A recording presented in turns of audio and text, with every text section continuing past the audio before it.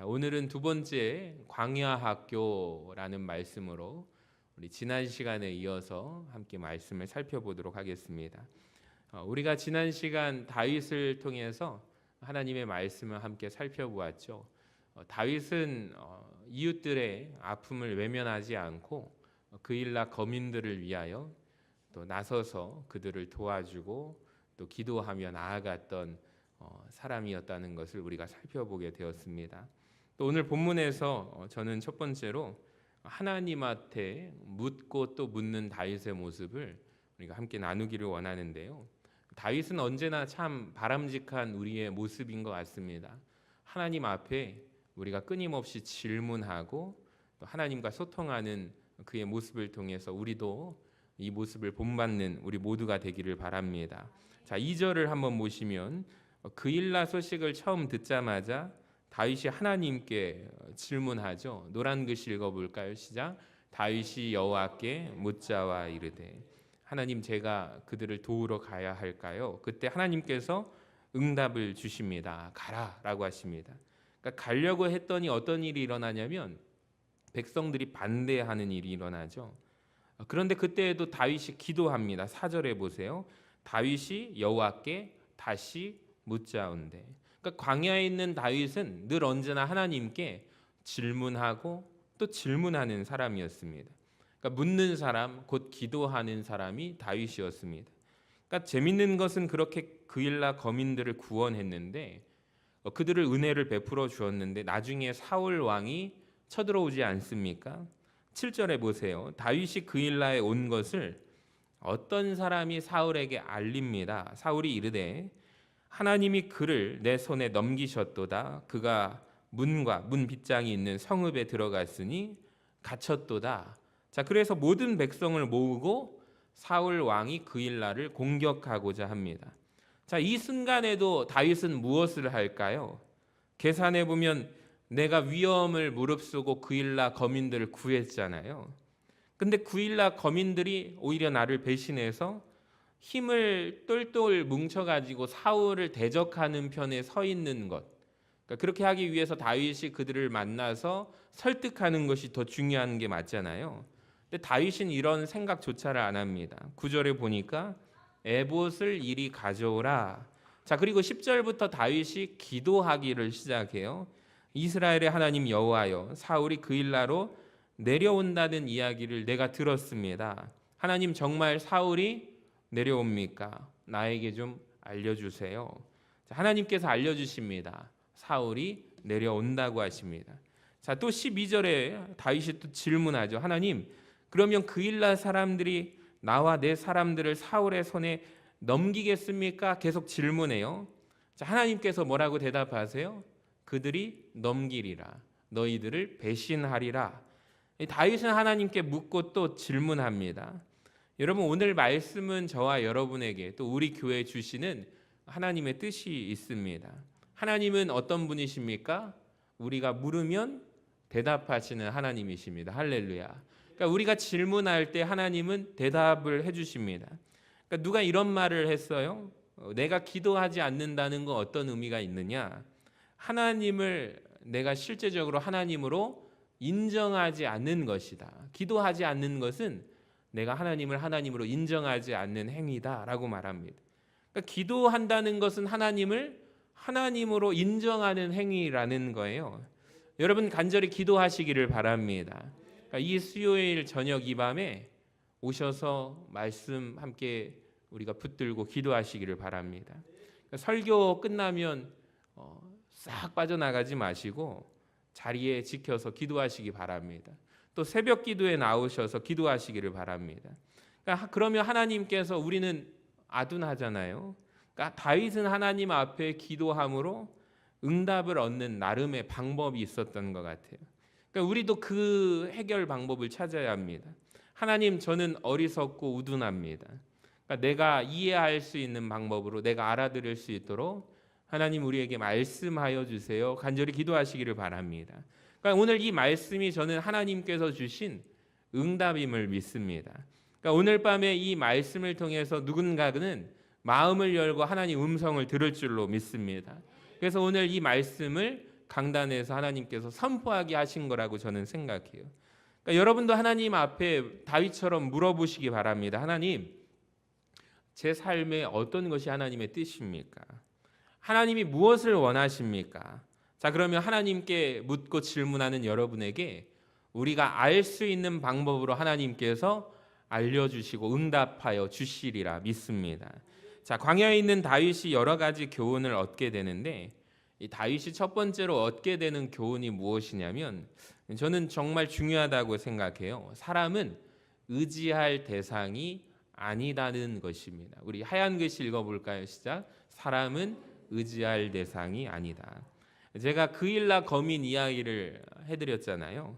하나님께서 이게 다 경험하게 하는, 다윗이 경험하고자 하는 것이 이유가 있습니다. 지난 시간 제가 이런 표현을 했습니다. 다윗의 상황이 어떠한 상황이라고요? 내 코가 석자인데, 이런 표현입니다.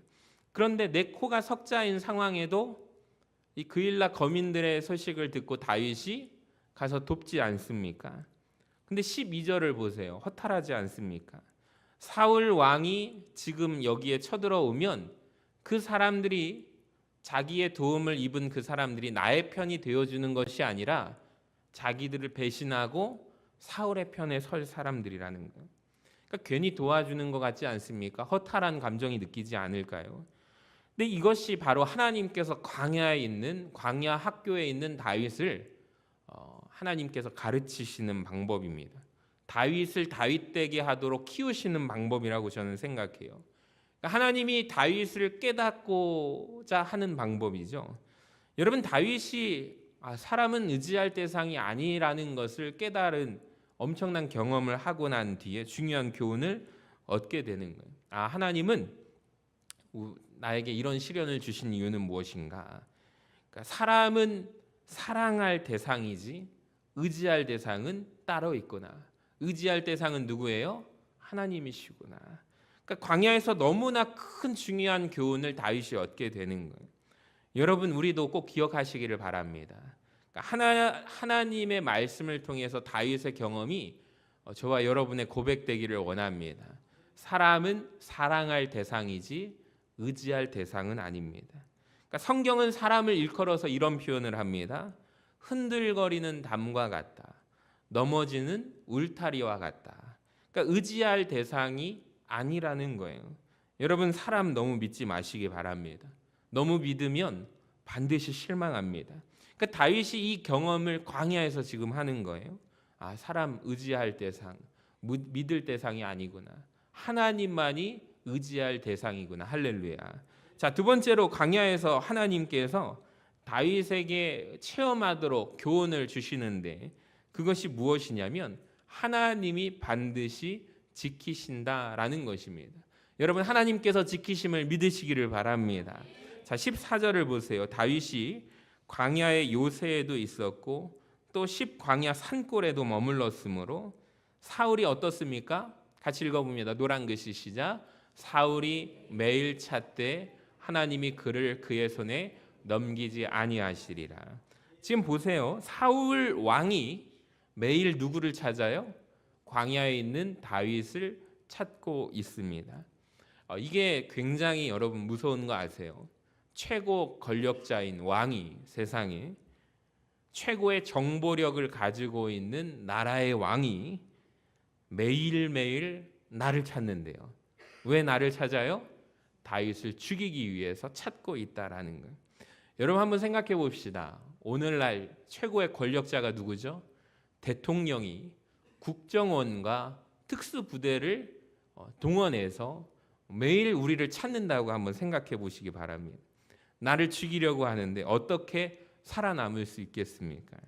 하나님께서 너무 놀랍습니다. 그를 그의 손에 넘기지 아니하시리라. 할렐루야. 한번 이렇게 생각할 수도 있겠죠. 그러니까 광야가, 지난 시간에 사진을 보여드렸잖아요. 광야는 어떤 곳이에요?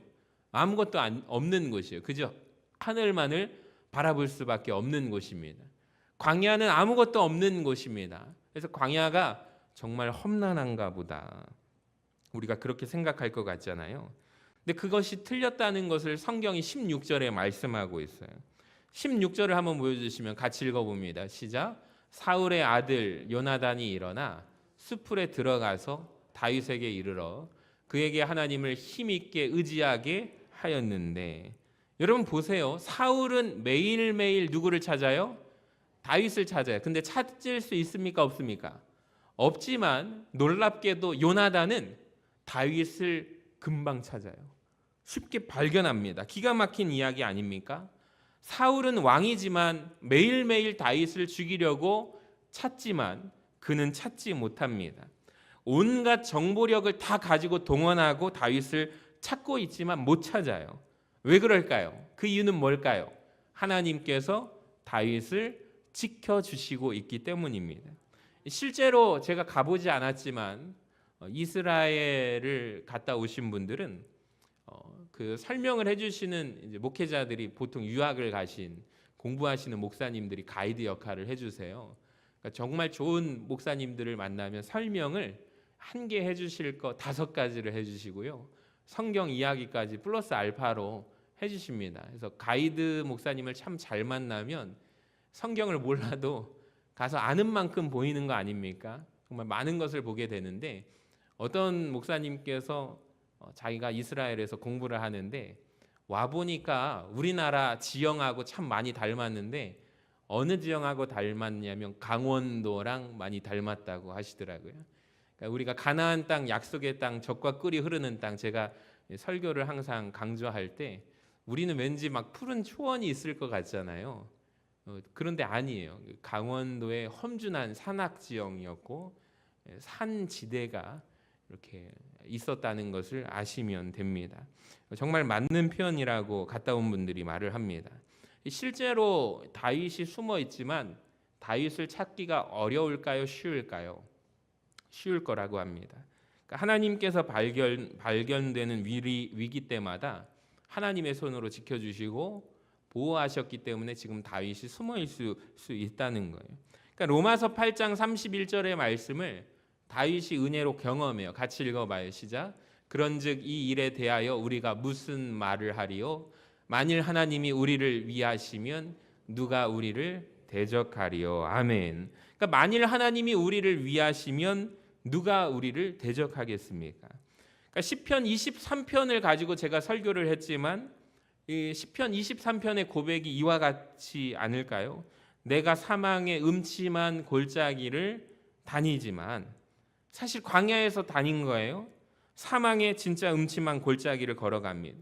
그러니까 이 길을 걸어가면 내가 언제 복병을 만나서 죽을지 몰라요. 자, 그런데 해를 두려워하지 않을 것은 누가 나와 함께 하세요? 주께서 나와 함께 하시니라. 주의 지팡이와 막대기가 나를 안위하시나이다. 아멘. 여러분, 이것을 머리로 경험하는 것이 아니라 누가 경험했어요? 다윗이 삶에서 경험했다는 거예요. 근데 내 원수의 목전에서 내게 상을 차려주시고, 그러니까 원수가 눈앞에서 나를 죽이려고 하는 상황 가운데 있는데 밥이 넘어가요? 안 넘어가요? 보통 일반 사람들은 넘어갑니까? 안 넘어갑니까? 못 먹죠. 죽을까 봐 불안하고 막 굉장히 막 힘들겠죠. 그런데 편안하게 밥을 먹게 하신다는 거예요. 그러니까 여러분, 인생에서 우리가 이걸 경험하게 해야 돼요. 하나님이 나를 지켜주시는구나. 그러니까 많은 간증거리가 우리 삶 가운데 넘치는 것입니다. 그러니까 드라마틱한 간증거리가 우리 삶 가운데 있도록 하나님께서 지켜주시는 거예요. 예를 들어서 아주 아슬아슬한 순간을 다윗이 경험하게 돼요. 자, 26절을 한번 같이 읽어볼까요? 노란 글씨만 시작. 사울이 산 이쪽으로 가매 다윗이 그의 사람들은 산 저쪽으로 가며. 여러분, 굉장히 놀랍지 않습니까? 산에서 마주치게 된 거예요. 발견할 수밖에 없는 거예요. 완전히 끝난 것입니다. 피할 길이 열려있지 않습니다. 이쪽으로 도망가는데 저쪽으로 오는 거예요. 이제 어떻게 합니까? 한 가지밖에 없어요. 잡히는 수밖에 없습니다. 근데 그 순간에 하나님께서 역전의 드라마를 쓰십니다. 하나님은 어떻게 하시죠? 27절을 보시면 세상에 거의 잡힐 직전의 상황 가운데 일보 직전에 전령이 그 순간 사울에게 와서 이르되, 같이 읽어봅니다. 노란 글씨 시작. 급히 오소서 블레셋 사람들이 땅을 침노하나이다. 아멘. 도간에 든 쥐였습니다. 잡히기 일보 직전이. 하나님께서 그 순간 블레셋 사람들로 하여금 사울을 공격하게 하세요. 그러니까 살아계신 하나님, 위대하신 하나님, 정말로 숨막히는 그 순간에 주의 사랑이 나를 숨쉬도록 하심을 믿으시기를 바랍니다. 설교 후에 결단 찬양 가운데 가사가 너무 은혜가 돼요. 한번 보세요. 주의 사랑이 나를 숨쉬게 해. 세상의 그 어떠한 어려움 속에서도 주의 은혜로 나를 돌보아 주십니다. 세상 끝날까지 우리를 지켜주심을 믿으시기를 바랍니다. 주 사랑이 나를 이끄시고 내가 감히 갈 수 없는 그곳으로 주의 사랑이 나를 붙잡아 주세요. 세상 끝날까지 나를 인도하십니다. 그 다음 보시면 주님만이 내 아픔을 아셔요. 주님만이 내 마음을 어루만지십니다. 할렐루야. 주님만이 내 능력이 되시는 줄로 믿습니다. 여러분 정말 오늘 이 자리에 오신 분들 가운데 그런 분 없으십니까? 내 인생을 정말 숨막히는 인생 가운데 진짜로 주님 앞에 나오는 것이 굉장히 한 호흡 믿음으로 거룩하게 살아가서 다시 그 힘으로 일주일을 사는 거예요. 할렐루야. 여러분 이 자리가 오늘 그 한 영적인 호흡이 되시기를 간절히 소망합니다.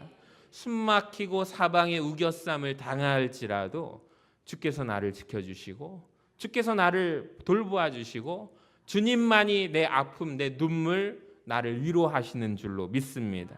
여러분 광야 학교에서 이것을 경험하세요.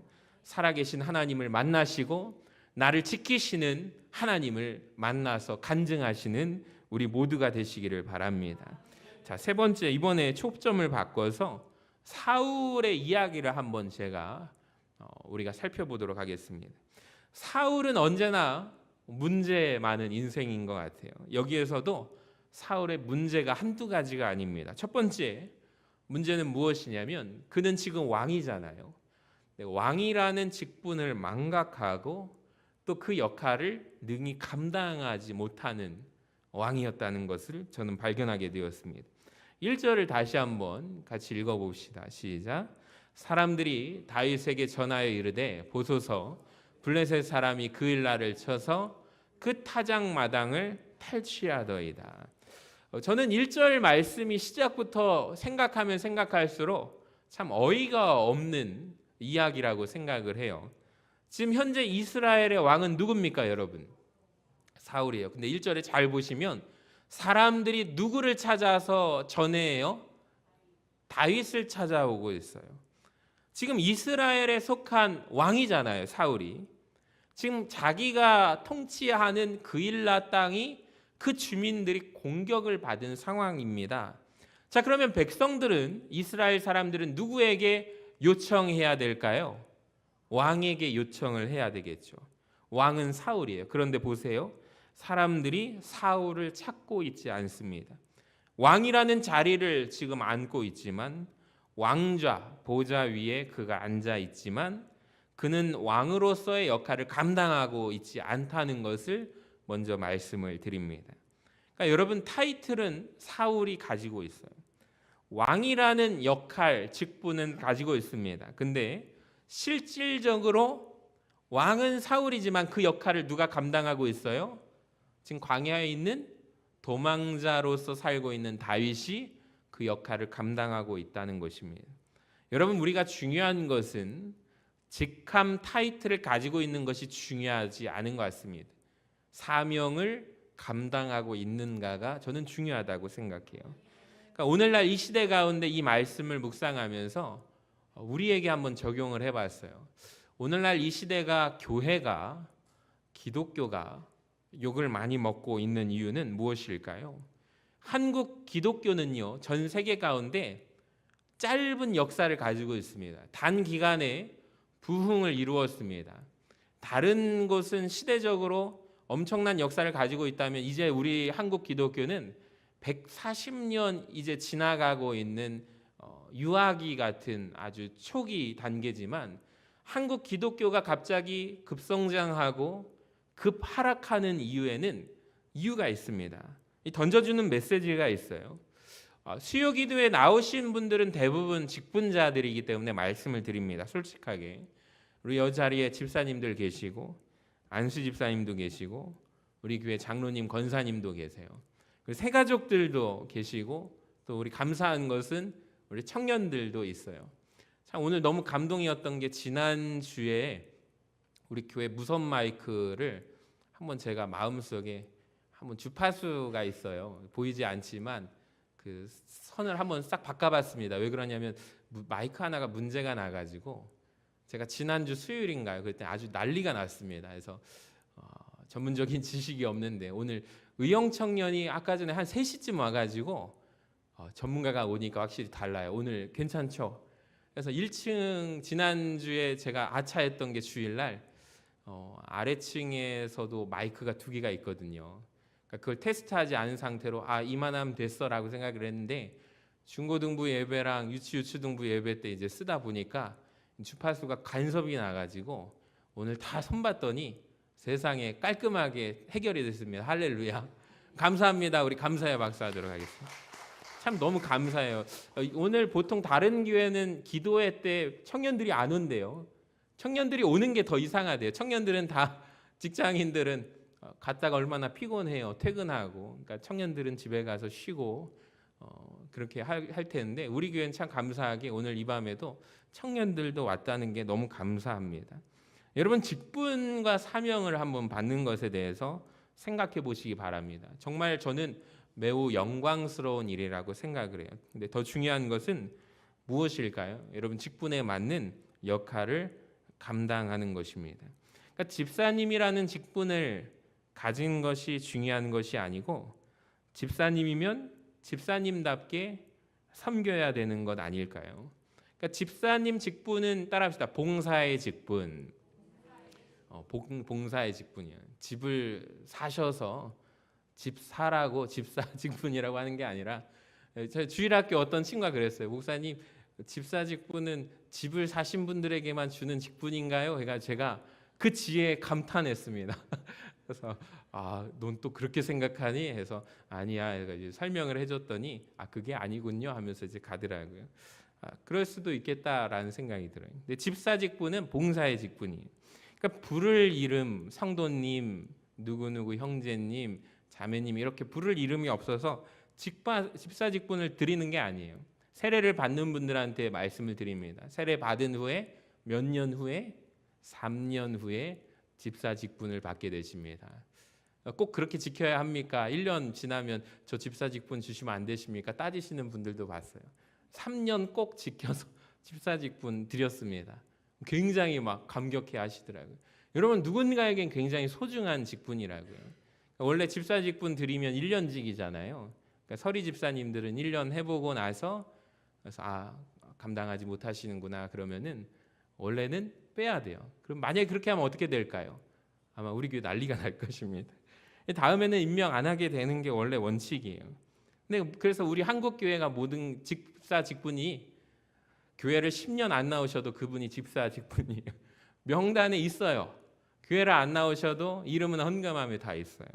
그러니까 여러분 우리가 이건 참 회개해야 됩니다. 우리 한국 교회에서 잘못된 전통이에요. 우리 집사님들은 봉사의 직분, 즉 직분을 감당하시기 때문에 직분을 받으신 거예요. 여러분 그 직분을 기쁨으로 감당하시기를 주님의 이름으로 간절히 축원합니다. 사울이 가진 두 번째 문제는 이렇게 해서 하나님을 운운하지만 사울의 입으로는 늘 하나님에 대해서 이야기를 하거든요.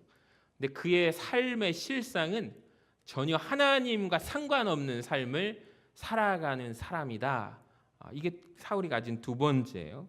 자, 한번 보세요. 말씀을 보시면 7절에 굉장히 사울이 말하는 말투가 웃깁니다.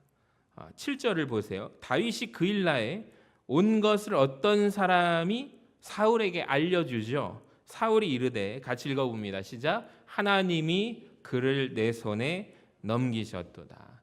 말은 또 잘하지 않습니까? 근데 실상은 전혀 다른 삶을 살고 있어요. 14절에 또 보세요. 하나님이 그를 그의 손에 넘기지 아니하시니라. 즉 하나님이 다윗을 사울의 손에 넘기지 않으셨대요. 성경은 또 반대로 말하고 있잖아요. 그러니까 사울의 입장에서 보면 착각하고 있어요. 완전히 착각하고 있어요. 그러니까 착각은 자유입니다. 21절을 한번 보세요. 사울이 이르되 너희가 나를 긍휼히 여겼으니 여호와께 하나님께 복받기를 원하노라 라고 말합니다. 그러니까 사울 자신은 하나님하고 전혀 상관없는 삶을 살아가고 있는데 입으로는 어떻게 말해요? 말은 참 잘해요. 하나님에 대해서 하나님께 축복을 받기를 원한다라고 말합니다. 여러분, 우리 중에도 이런 사람이 있을지 모릅니다. 날마다 우리의 입으로 하나님 이야기를 합니다. 근데 삶은요, 전혀 상관없이 살아가요. 그러면 어떻게 될까요? 그런 분들이 있어요. 제가 분석을 했을 때 그분은 스스로에게 속는 사람이구나라고 결론을 내린 적이 있습니다. 자기가 말을 하는데 삶은 전혀 그렇게 아닌데 다른 사람들은 다 알아요. 저분이 말만 저렇게 하시고 삶으로 살지 않는다는 것. 근데 스스로 말을 하면 누가 먼저 들어요? 제가 얘기했죠? 말을 하면 따라합시다. 내가 먼저 듣는다. 그러니까 말을 조심해야 하는 이유가 내 말이 누군가에게 상처를 주는 거는 그건 두 번째 문제예요. 말을 내가 하잖아요. 때로는 내가 마음에 없는 속 이야기가 술술술 나올 때가 있어요. 그럼 그때 자기가 깨닫는 거예요. 내가 이런 생각을 하고 있구나. 내가 내 입 밖으로 내뱉으면 누가 들어요? 제일 먼저 내가 듣는다는 거예요. 그러니까 말을 참 조심하셔야 돼요. 내가 듣기 때문이에요. 내가 듣게 되면 내가 착각하고 내가 그렇게 생각하게 되는 거예요. 스스로 속는 거예요. 사울이 지금 그러고 있는 거예요. 내가 하나님의 사람이구나. 착각하면 안 됩니다. 사울도 하나님 이야기를 했다라고요. 그러니까 하나님과 전혀 상관없는 삶을 살지라도 하나님 이야기 할 수 있어요, 없어요? 있어요. 사울처럼. 그러니까 우리가 속으면 안 됩니다. 세 번째, 사울이 가진 문제는 무엇이냐면 주적이 누구인가를 정확히 모르고 있다는 것입니다. 그러니까 어쩌면 이것이 사울의 인생에서 가장 큰 문제 같아요. 여러분, 이스라엘의 주적은 누굴까요? 끊임없이 옆에서 공격하고 해적 같은 나라가 하나 있습니다. 블레셋이라는 나라입니다. 블레셋이 이스라엘의 주적이었습니다.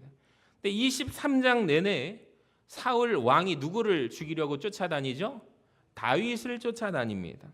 그러니까 진짜 주적 블레셋은 놔두고 사실은 같은 편이잖아요. 같은 자기의 한때 사위였으며 군대 장관의 역할을 했었잖아요. 그러니까 어떻게 보면 최고의 용사를 다윗을 자기가 신하로 자기의 부하로서 사울이 데리고 있었잖아요. 근데 이것이 가장 그의 큰 문제라고요. 여러분, 당황스럽지 않습니까? 근데 이 말씀을 묵상하고 곰곰이 생각해 보면서 사실 이것은 우리가 하고 있는 일이지 않나라고 생각을 합니다. 여러분, 질문하겠습니다. 우리 교회 주적은 누구일까요? 따라합시다. 사탄이 주적입니다. 근데 마귀를 싫어하고 미워하는 것이 아니라 같은 교회를 다니는 같은 성도들, 저 사람은 나랑 코드가 안 맞아, 저 사람은 나랑 불편해, 마귀보다도 당황스럽지 않습니까? 그러니까 사울이 주적을 몰라요. 다윗이라고 생각해요. 근데 우리도 이와 같은 모습을 보여요. 우리도 주적이 누구인가를 정확하게 모르고 맨날 싸우는 거예요. 그러니까 한국 기독교가 교단끼리 맨날 싸워요. 그러니까 우리가 주적을 정확하게 아는 은혜가 있기를 주님의 이름으로 간절히 축원합니다. 그러니까 이것은 하나님이 제일 원하시는 것 같아요. 여러분, 사탄이 주적이지 내 옆에 있는 사람들이 주적이 아닙니다. 그러니까 미워도 주적이 아닙니다. 가정에서도 마찬가지예요. 가정 안에서도 때로는 남편을 사랑해서 아내를 사랑해서 결혼했지만 살다 보면 미울 때가 있어요, 없어요? 있죠. 자녀들을 향하여 자녀가 미울 때가 있어요. 어떤 분은 저 자녀들이 자기 마음대로 원하는 대로 안 간다고 해서 내 인생을, 내 삶을 망친 주범들이다라고 말하기까지 합니다. 여러분, 속지 마시기 바랍니다. 진짜 적은 사탄입니다. 사탄이 여러분의 가정을 깨트리고 무너뜨리고 하는 것을 우리가 영의 눈을 들어서 보아야 합니다. 사탄이 뒤에서 웃고 있다고요. 그러니까 우리의 씨름은 혈과 육을 상대하는 것이 아닙니다. 속지 마시기를 바랍니다. 에베소서 말씀에 보시면 통치자들과 권세자들과 이 어둠의 세상 주관자들과 하늘에 있는 어떤 자들, 악의 영들을 상대하는 것이 우리의 씨름이고 우리의 전쟁이라는 것입니다. 여러분, 우리가 속지 마시고 주적이 누구인가를 정확히 구분하여 아는 은혜가 있기를 원합니다. 또 사울이 가진 네 번째 문제가 있어요. 뭐냐면 하나님의 뜻을 그가 알아요, 몰라요? 알고 있지만 하나님 앞에 반기를 드는 사람이 사울입니다. 이 이야기는요, 아들 요나단이 다윗에게 알려줍니다. 16절을 같이 한번 읽어봅시다. 시작. 사울의 아들 요나단이 일어나 숯불에 들어가서 다윗에게 이르러 그에게 하나님을 힘있게 의지하게 하였는데, 제가 예전에는 이 말씀 구절에 참 은혜를 많이 받았는데 오늘은 이 말씀 구절보다 이후에 17절이 더 은혜가 되는 것 같아요. 보시면 곧 요나단이 그에게 이르기를 두려워하지 말라. 잘 보세요. 내 아버지 사울의 손이 다윗 너에게 미치지 못할 것이요 너는 이스라엘의 왕이 되고 나는 내 다음이 될 것을 충격적인 폭로를 합니다. 그 다음 뭐라고 해요? 내 아버지 사울도 안다고 이야기를 합니다. 그러니까 여러분, 이 말씀을 생각해 보면 이런 우리가 유추를 할 수 있는 거예요. 아버지하고 요나단하고 이야기를 한 적이 과거에 있어요. 사울이 마음속 이야기를 하는 거예요. 사실 요나단아, 나도 알고 있단다. 다윗이 왕이 되는 것이 하나님 뜻인 걸 내가 알아 몰라? 알고 있어 라고 사울이 폭로를 한 거예요. 근데 아는데 지금 무슨 짓을 해요? 다윗을 죽이려고 한다는 것이죠. 그러니까 요나단은 알아요. 그래서 17절을 다시 보여주시면 나는 다윗 너의 네 다음이 된다는 것을 안대요. 그러니까 요나단이 겸손해서가 아니에요.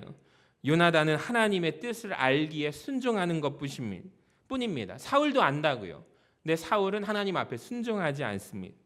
나중에 다음 장에도 나옵니다. 24장 20절에서 다윗이 엔게디 동굴에서 사울을 죽일 수 있는 순간에 안 죽이고 났을 때 사울이 되게 감동을 받습니다.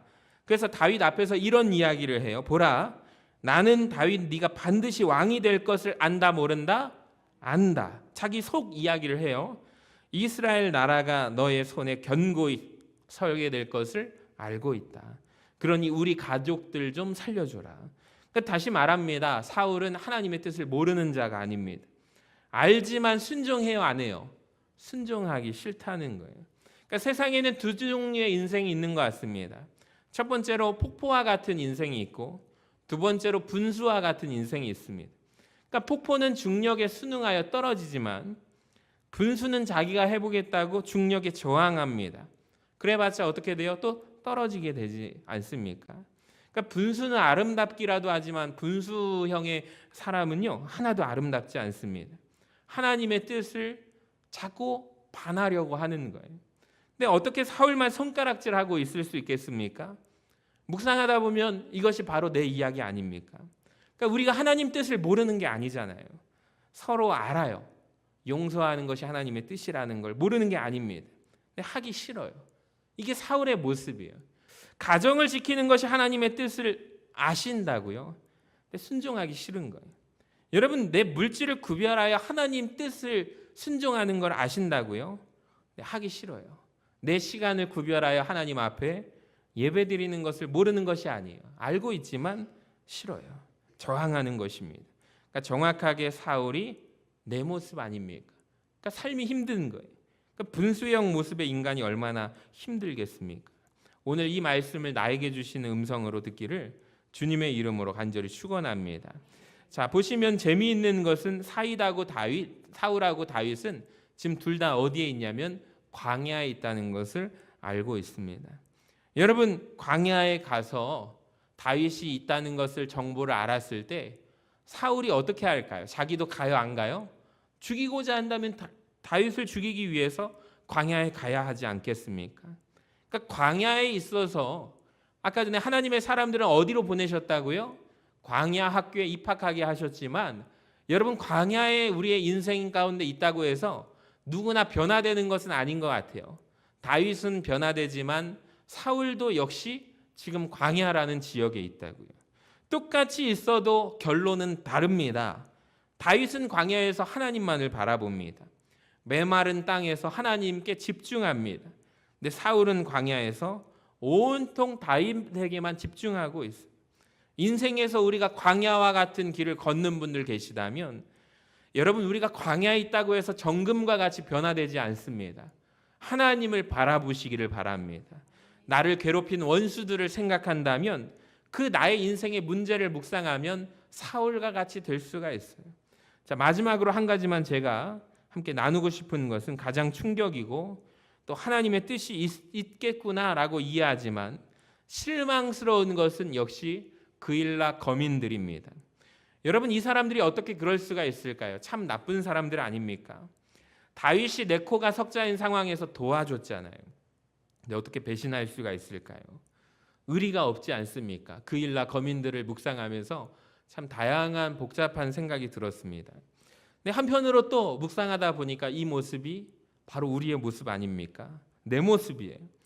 어려울 때는 하나님을 찾다가 하나님의 사람들에게 도움을 요청했다가 문제가 해결되고 나면 차갑게 돌아서 버리는 내가 바로 그일라 거민들의 모습 아닙니까? 할 말이 없는 거죠. 바로 이게 내 모습 아닙니까? 그러니까 그일라 거민들이 이렇게 배신할 줄 알았다면 다윗이 도왔을까요? 안 도왔을까요, 여러분? 아마 안 도왔을 것입니다. 그러면서 우리 주님이 생각납니다. 예수님께서 한쪽 손 마른 사람을 고치신 적이 있어요. 그는 나중에 고침받은 건강해진 손으로 손가락을 가리켜서 저 사람을 십자가에 못 박으라 외쳤을 수도 있습니다. 예수님이 5천 명을 오병이어 사건을 통해서 먹이셨잖아요. 사실은 2만 명으로 성경학자들은 계산하고 있습니다. 이스라엘 사람들 인구가 그렇게 많지 않습니다. 어쩌면 예수님과 함께 광야에서 오병이어의 기적을 경험했던, 먹고 마셨던 그 무리들, 어쩌면 많은 사람들이 예수님을 십자가에 못 박으라고 손가락질을 했을지도 모릅니다. 주님은 근데 다 아셨겠죠. 먹이시면서 때로는 손 마른 사람을 고치시고 나를 배신할 수도 있다는 것을 주님은 아셨겠죠. 예수님의 제자들만 봐도 모두가 나를 배신할 것을 알면서도 먹이셨겠죠. 그리고 발을 씻겨주셨겠죠.